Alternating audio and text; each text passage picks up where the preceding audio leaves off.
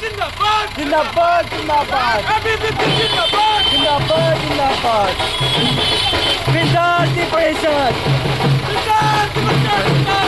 जिंदाबाद जिंदाबाद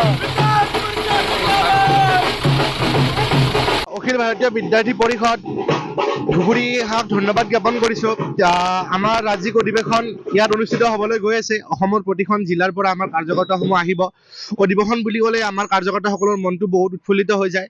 প্ৰতিবাৰৰ দৰে এইবাৰো ধুবুৰীত বিশাল আয়োজনেৰে অধিৱেশন অনুষ্ঠিত হ'বলৈ গৈ আছে। আশা কৰিছোঁ এই অধিৱেশন সফল হ'ব, লগতে ধুবুৰীৰ যিসকল কাৰ্যকৰ্তা আছে তেওঁলোকৰ কষ্টই সাৰ্থক হ'ব।